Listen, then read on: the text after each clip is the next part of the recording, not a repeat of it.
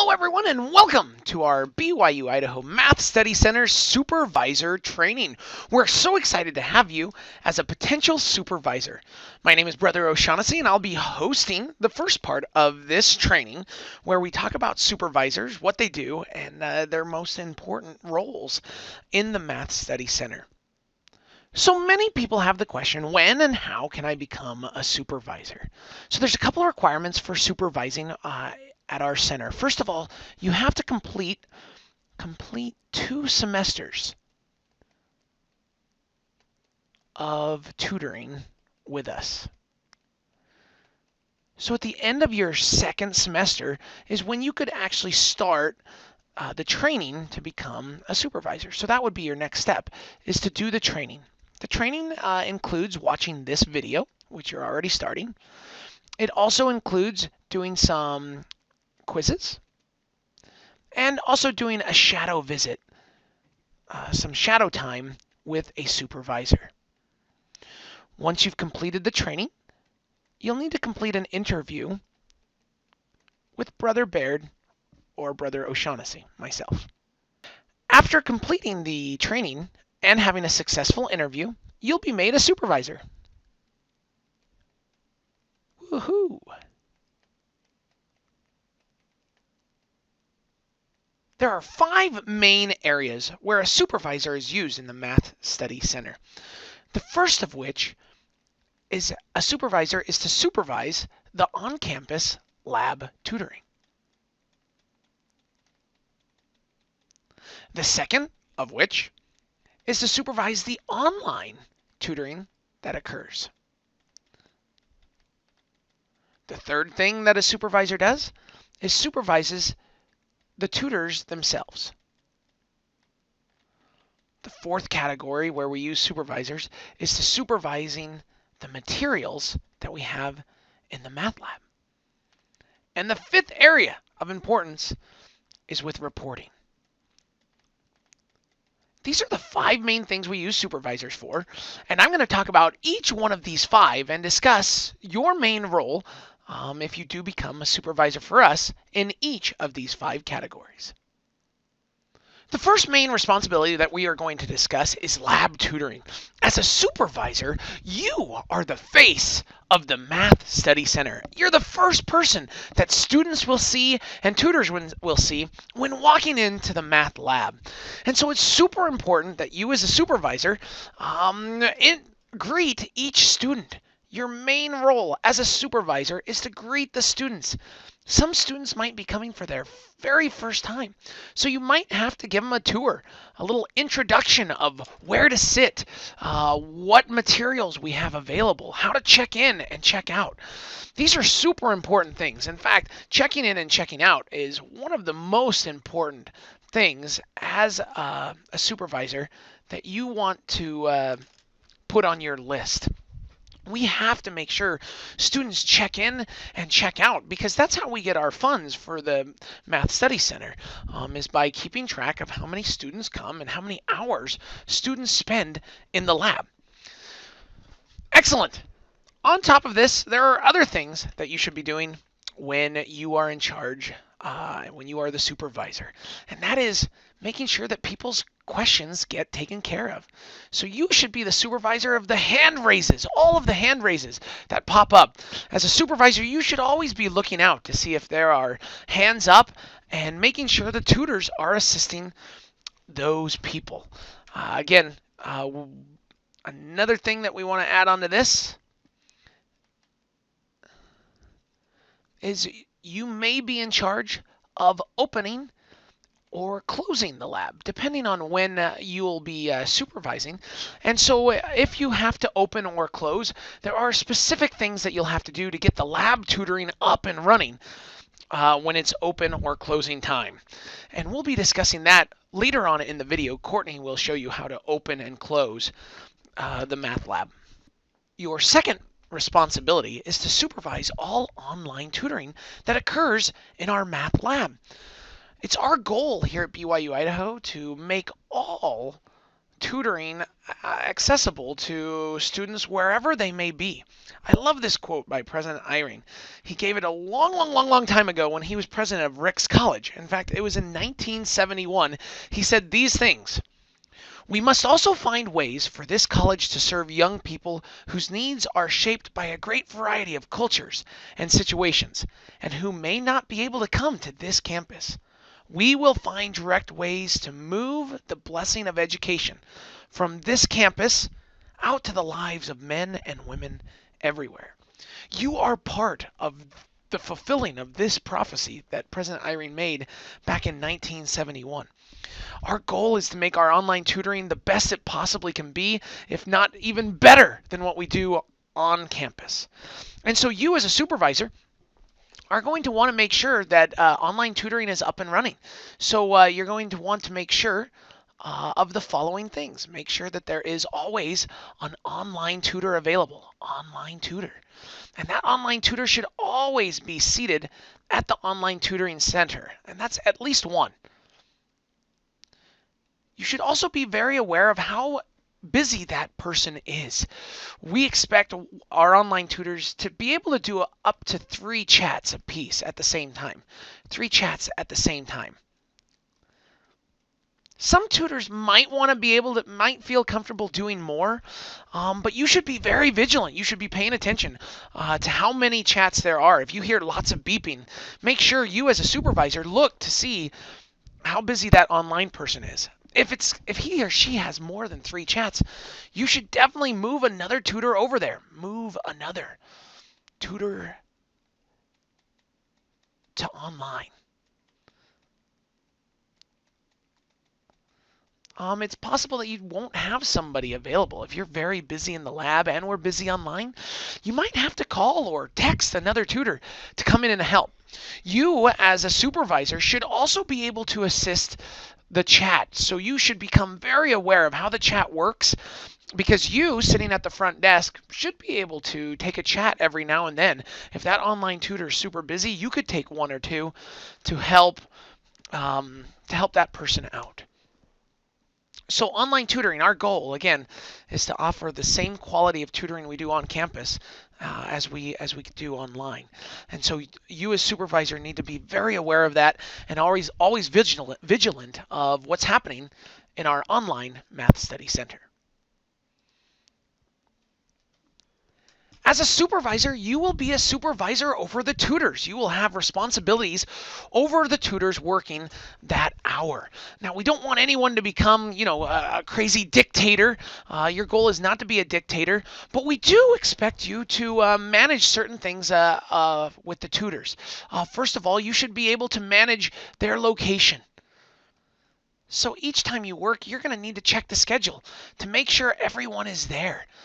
You should be marking attendance of our tutors. Any tutor that is over 10 minutes late, if you're greater than 10 minutes late, that should be reported in our reporting system for our supervisors. And that could be a concern brought up to Brother Baird or myself in the future as we see that continue to happen. In the schedule, you are the manager of the tutors, so you might have to call in people. If it's really busy, it's going to be your goal to call in people using our texting system. We use Gmail to text everyone in the lab, and we'll show you how to send a text later on. But it's going to be your responsibility to call in people. You can also invite people to leave. If it's very slow, it's okay to invite people to go home. And when I say people, I mean tutors. You can't send tutors home. This is very important. You can't force someone to go home, but you can invite someone to go home. So you can say, hey, you know what? We only have 10 people here in the lab, and we've got 8 tutors. Anybody want to go home? Our ratio, our goal in the lab is about 6 to 1. So if you have 60 people in the lab, we would expect to have 10 tutors. If you have 30 people in the lab divided by 6, we would expect to have 5 tutors. That does not count the online tutor. Be aware of that. But that's really our goal, somewhere between 6 to 1. If it's anywhere below 3 to 1, that's usually not good, and that's hurting our ratios. This 3 to 1 or less is bad. So if there's 12 people, if there's 12 students, and we have, 8 tutors, that's not very good. And so you might invite some people to go home, and sometimes tutors will take that invitation. Again, please, you cannot force someone to go home, as our schedules are legally binding, but you can invite tutors to go home. Again, it's super important that you record if anybody misses a shift. And you should also be checking tutors to make sure that they are following the dress and grooming standards of the university. Dress and grooming standards. You should and can send tutors home who are not following the dress and grooming standards of the university. So if you have a tutor who is wearing shorts, if you have a tutor who's wearing a short dress, if you have tutors who have not shaved, you should tell those tutors to go home and fix their dress and grooming situations, and then return to work. If any tutor gives you troubles about this, you should contact one of Brother Baird or myself, and we can take further action if needed. But you as tutors, as supervisors, should make sure that the dress and grooming standards of the university are enforced among our tutors. When it comes to students, we'd encourage you to do that, but we would never want you to send a student home. Do not send students home if they're not following the dress and grooming standards of the university. But as for our tutors who are on the clock, yes, they need to be sent home, and they should be following dress and grooming standards. And we mention this all the time at our opening and closing meetings of the year, so they'll be very aware of this rule, and should be courteous to your invitation if you do give one of those out. Let's see what else. You need to be very cautious about this. Warning, warning, warning. We do fire tutors off of your recommendations. And so when we have somebody who misses lots of shifts, we will fire those people. If we have somebody who is constantly in violation with the dress and grooming standards, we will fire those people. And so when you report this information to us, you need to be very, very, very, very, very sure that you are correct. So when you say, hey, this tutor was not here today, he missed his shift, please make sure you are right about that.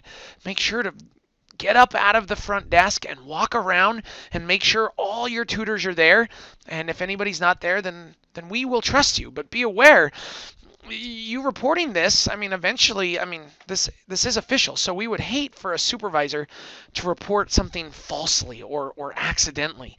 You need to step it up. Now that you're a supervisor, you need to step it up a little and make sure that you really are reporting accurate information to us, because it can affect a tutor's life down the road. So just be aware of that. Warning, please report accurately. Please report correctly. Excellent.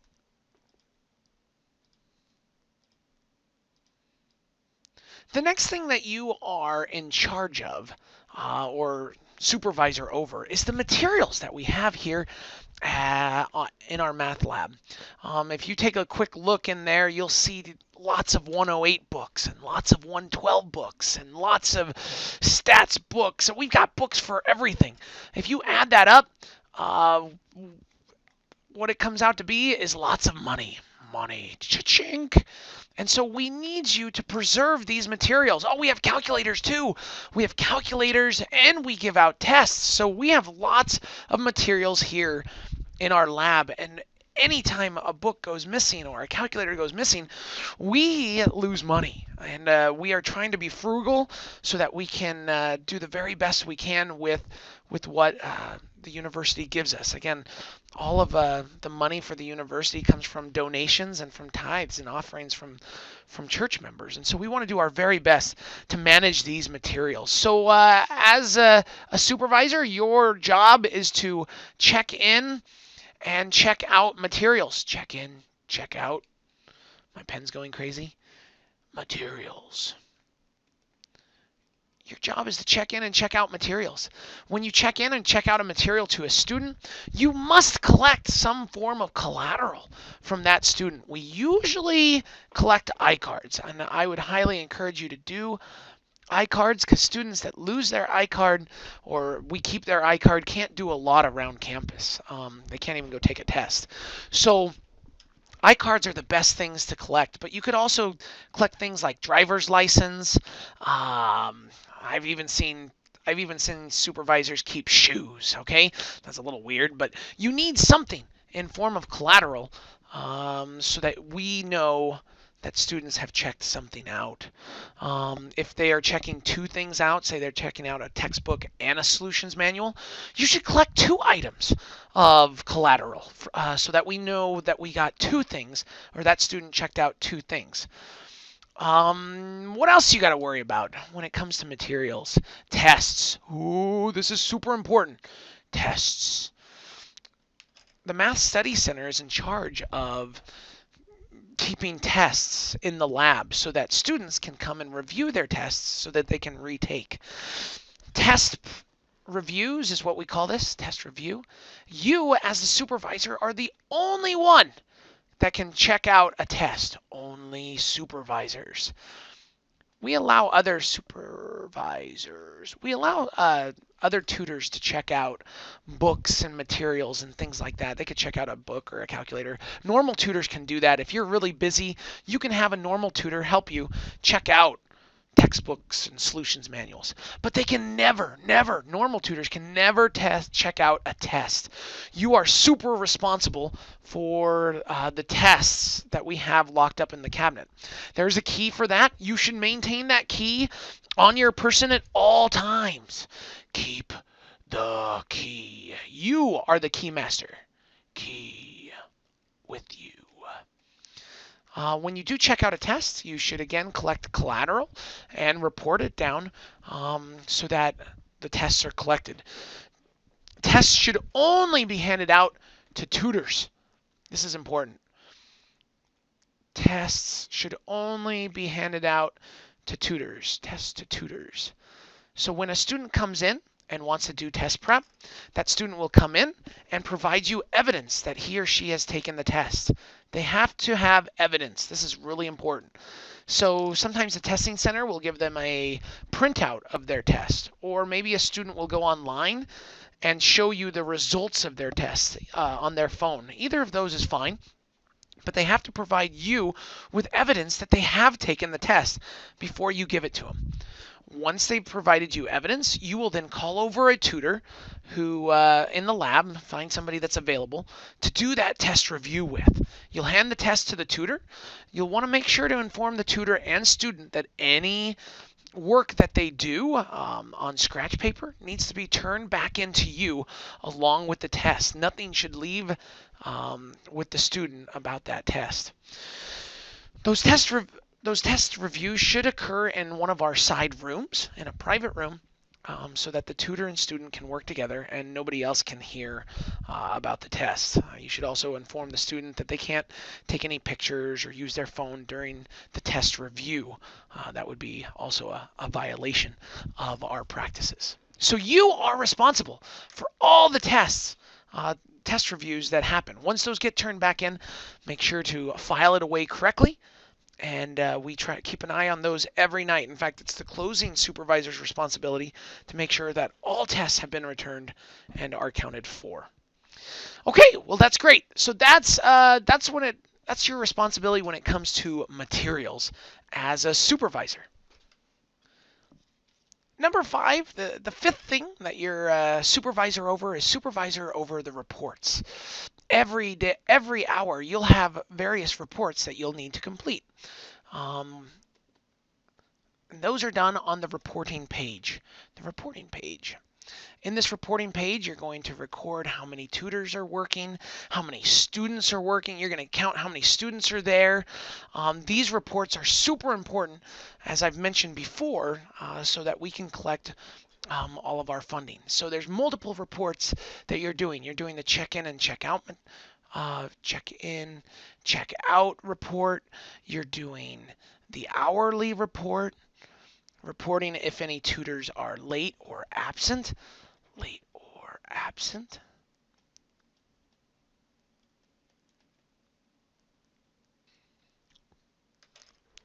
And any other reporting that we need to do. That includes a count. Every hour you will count the number of students that are in the lab and give us a status of how things went. Courtney will introduce to you how to do that on our computer and how we do all the reporting in the next section. Overall, I want to thank you for showing interest in becoming a supervisor. We highly rely on our supervisors to be the very best to help us maintain great tutoring, and we hope to be working with you very soon. Good morning, supervisors. So the first thing you're going to want to do is to try to be early. It'll really help if you're like 5 to 10 minutes early, because if you get there right at 9 o'clock, there are already going to be students that are going to want to be checking in, getting books and stuff. So if you can give yourself 5 to 10 minutes to actually open, that's really helpful. The next thing you're going to want to do is get the keys from 272A or Deborah's office. And they're just going to be in this top drawer. So the next thing you're going to want to do is go back and open up the vest room, so that when the other tutors get here, they can get their vests.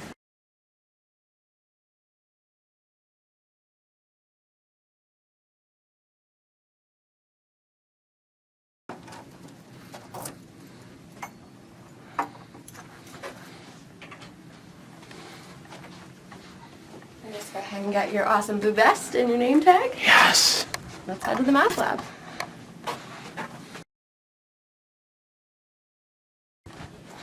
So once you get to the math lab, you have a couple of things you want to try to do pretty quick. You want to get logged into the supervisor computer.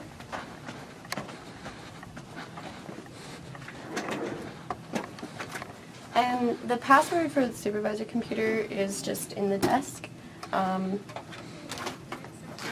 underneath all this junk, a little piece of paper.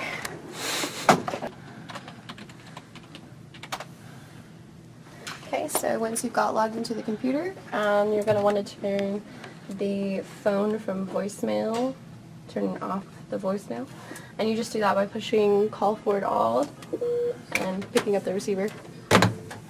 Okay, so you're off of voicemail. So you've basically got the desk set up, except you're going to want to unlock the cabinet.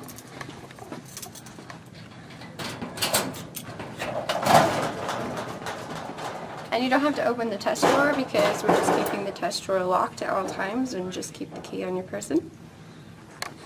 And pretty much the last thing you want to do is just get logged into these first two computers. And the password for this computer, or the username for this computer and this computer are going to be the same, and the password is the same as the supervisor computer. The username is a little different. It's a // Math Study Center.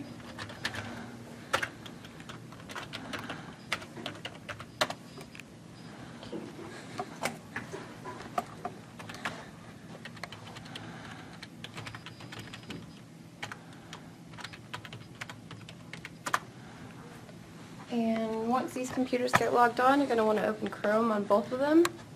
All of the tabs are preset, so they'll automatically populate, and they'll automatically log into the chat once you open Chrome. Yeah, so that's pretty much all you need to do as an opening supervisor. And now, just watch the video for general supervisor duties.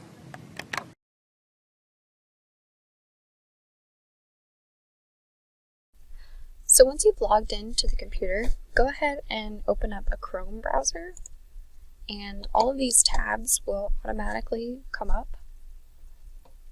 The first tab is the supervisor homepage. It has a lot of information about being a supervisor. For example, what you need to do if you're an opening supervisor, just in general, if you're a closing supervisor. And you can read through the rest of these to get a better idea. The next tab is the supervisor Gmail. We use this account to send out the mass text So in order to do that, you would go to Compose, type in your message, and you can send this text to a number of different groups. You could send it to all the tutors. You could send it to just the 100 tutors, if you're looking for a 100 tutors specifically. You could send it to just the calc tutors, and so on for each of our classes that we tutor in the lab. Just hit send. So especially if you're the opening supervisor, you're going to want to check this Gmail account. Sometimes there will be emails in here from tutors saying that they can't come in for a certain shift that day, and other important things will come in here. The next tab is your schedule. So whenever you come on shift, you're going to want to check who is on shift with you. So for example, if it was Tuesday from 10:15 to 11:30 and I was the supervisor, I would want to check and see if Cody, Marcy, Jocelyn, Teresa, Blake, and Kendrick were on shift yet. And if it's been 5 to 10 minutes into the shift and someone has yet to show up, feel free to call them. You're going to want to make sure you check the temporary boards because they may have posted their shift. Someone else might have taken it. And so there will be a mystery person in the lab, and that would explain what they were doing there. Next is the tutor list. Here you can find every single tutor that is working this semester, their phone number, in case you need to call them if they're late for a shift or something, and all of the classes that they tutor in the lab.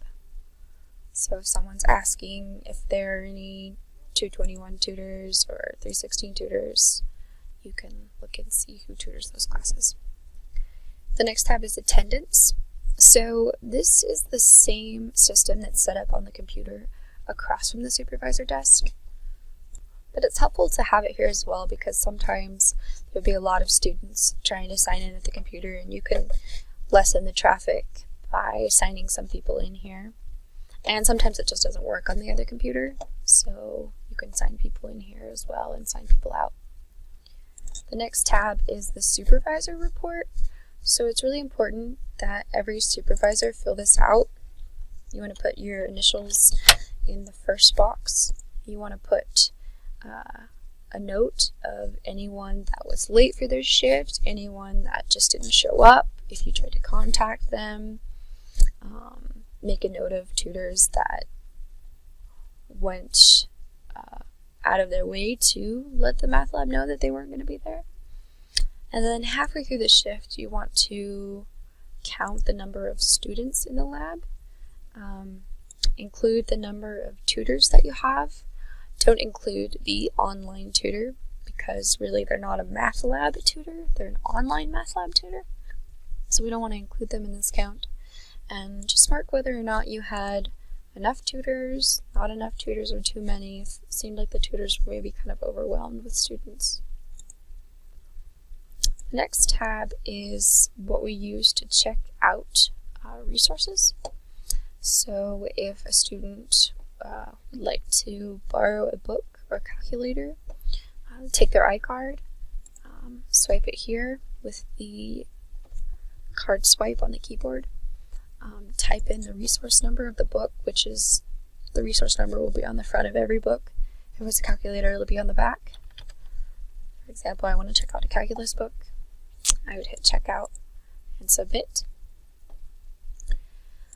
In the next tab, it will automatically populate with anything that you have entered in this form. And I'll just go ahead and check something out.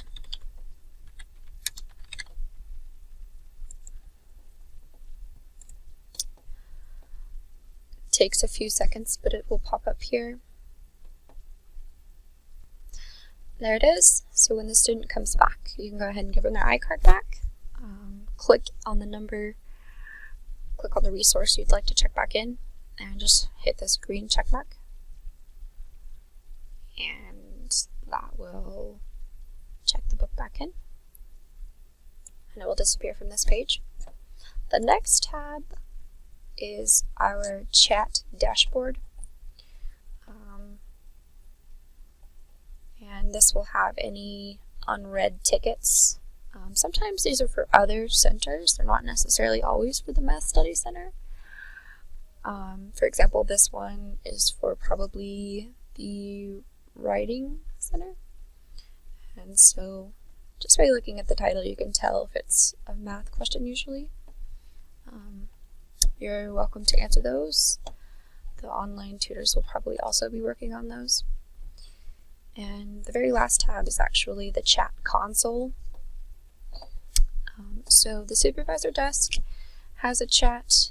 The first and second computers each have their own separate logins.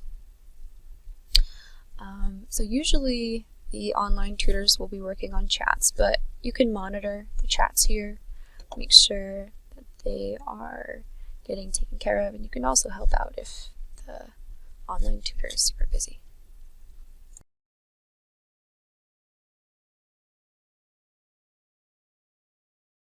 So it's the end of the day, and now it's time to close if you're a closing supervisor.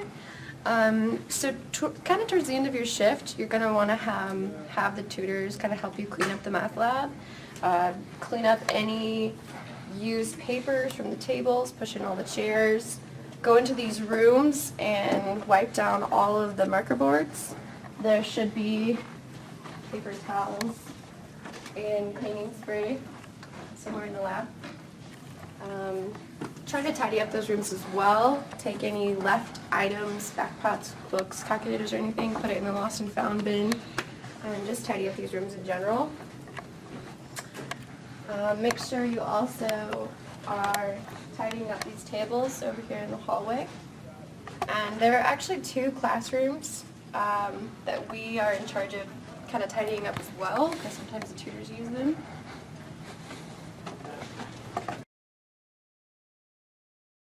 So it's just this classroom right here. Just kind of go in and make sure it looks good, throw away any trash or anything.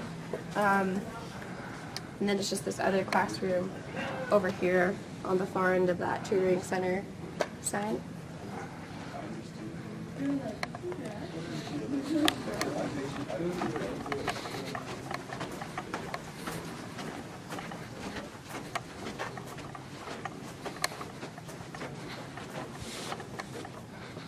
Another thing you're going to have to do is kind of tell people you're getting ready to close. You're going to want to collect any resources that are still out, get those checked back in, get people's iCards back to them. Once it's actually the end of the shift, you're going to want to log out of the second computer. And depending on if there's an online person staying, you'll leave that computer logged in so they can continue to use it. You'll want to come over here and fill out this report, and you're just going to go through all of the resources. You're going to go through all of the books and all of the calculators. We have rulers, other instruments in here. Just going to want to go through those and see if there's anything missing. If it is, just make a note. And also look through the tests, see if there are any missing there. You're going to want to set the phone to voicemail, and you just do that by pushing call forward all and then messages. So that's set to voicemail for the night. And pretty much the last thing you have to do is just log out of the computer.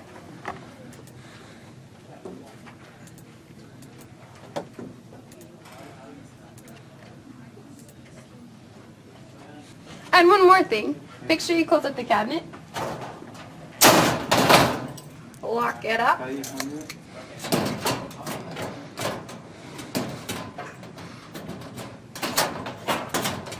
Which sometimes proves more difficult. And then just put the key away.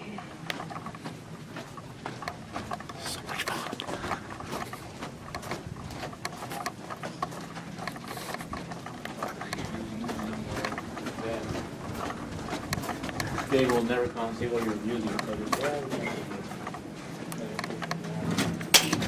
and you're done.